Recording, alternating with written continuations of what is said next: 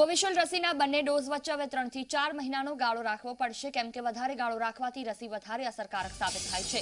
વૈજ્ઞાનિક સંશોધન ને તેમની ભલામણોને કોવિડ વર્કિંગ ગ્રુપે માની રાખી છે ને કોવિશિલ્ડના 2 ડોઝ વચ્ચેનો સમયગાળો 12 થી 16 અઠવાડિયાનો કરવામાં આવ્યો.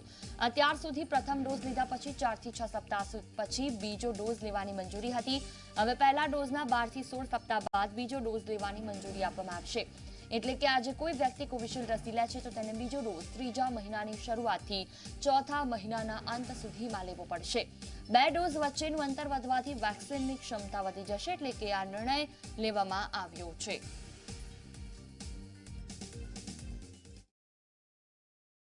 यूके ने 12 हफ्ते कर दिया, डब्ल्यूएचओ ने भी कहा कि 12 हफ्ते करिए. बहुत सारे देशों ने ऐसा नहीं किया, यह भी याद रहे.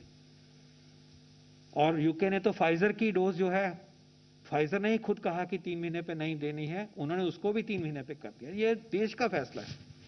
उनकी साइंस कम्युनिटी ने कहा होगा भी रिस्पेक्टेड, लेकिन हमारी साइंस की जो टेक्निकल कमेटी थी, जिसको आईसीएमआर एंकर करते हैं डीबीटी के साथ, उनका फैसला था कि ऐसे करने से जो डेटा अवेलेबल है उसको ध्यान से जब ये देखते हैं, बाहर का भी अंदर का भी अपना भी, तो ऐसा लगता था कि ब्रेक थ्रू इन्फेक्शंस बढ़ जाएंगे. We cannot afford, scientist cannot afford कि रिस्क बढ़ाया जाए. सोचते हैं कि प्रोटेक्ट किया कैसे, protection is the purpose of vaccination. तो in their good faith, based on their scientific capability, without any pressure from anybody whatsoever, NEGVAC ने सिर्फ एक्सेप्ट किया. हमने उनको कहा कि बताइए, उन्होंने बताया. हमारा कोई उसमें कोई राय नहीं. उनको लगा कि ये सेफ है कि हम 4 to 6 वीक से 6 to 8 वीक्स तक जाएं. और सर ज्यादा एक्सप्लेन कर सकते हैं. अब क्या हुआ है, ये जरूरी है. ये सवाल पूछा जा रहा है कि अब क्यों आएंगे. अब ये जो बात है, ये बार बार रिव्यू पीरियोडिकली होती रही है. सिर्फ 2 ही बारी नहीं होती, इसके बीच में भी हुई. पूछा गया बताइए, नो लगा कि छोड़ दीजिए, ऐसे ही करना है. अब ये हुआ है कि यूके का हमें रियल लाइफ एक्सपीरियंस मालूम है.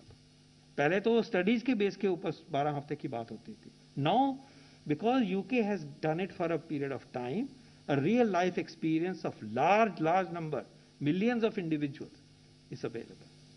जब उस डेटा को देखा गया और डब्ल्यूएचओ के जो एक्सपर्ट हैं उनको भी मीटिंग में लाए गए, तो लगा कि हाँ, अब हम साइंस की दृष्टि से कॉन्फिडेंस के साथ कह सकते हैं कि हमारे देश में जब हम ये चेंज लाएंगे तो हमारे देशवासियों को एक्स्ट्रा रिस्क नहीं होगा.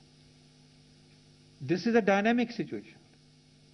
एंटेगी बार बार इस चीज को मिलकर करती है. तो जो अभी फैसला हुआ है वो पीरियोडिक रिव्यू का एक हिस्सा है.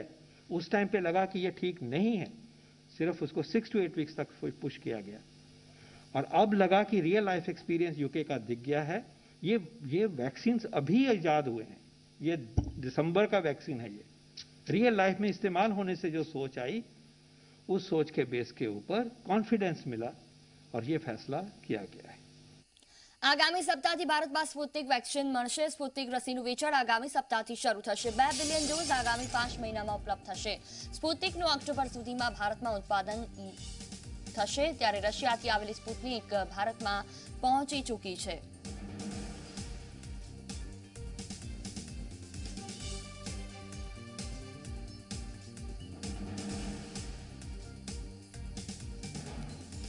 जिनोवा वैक्सीन कंपनी जो है, वो एक mRNA वैक्सीन, इंडियन वैक्सीन है, उसको बनाएगी. बायोई भी इंडियन है, जाइडस भी पूरा इंडियन है, और नेजल वैक्सीन भी पूरा इंडियन है, और जिनोवा वैक्सीन भी पूरा इंडियन है. 6 करोड़ डोजेस की उम्मीद है. ये लाइसेंशियर में जाएगा और उस पीरियड में जिसका मैं जिक्र ऊपर कर रहा हूं, 6 करोड़ डोज मिलने की उम्मीद है. स्पुतनिक वैक्सीन देश में आ गया है. और आज मुझे ये कहते हुए खुशी है कि अगले हफ्ते हमें उम्मीद है कि Sputnik vaccine will be available in the market. जो लिमिटेड सप्लाई पहली आई है वहां से, वो उसकी बिक्री शुरू होने की उम्मीद है अगले हफ्ते, अर्ली नेक्स्ट वीक. और उसके बाद उनकी और सप्लाईज आएंगी और फिर जुलाई के महीने से ये बनना शुरू हो जाएगा. और ये सब कुछ उस पीरियड में 15.6 करोड़ तक बनने का एस्टीमेट है.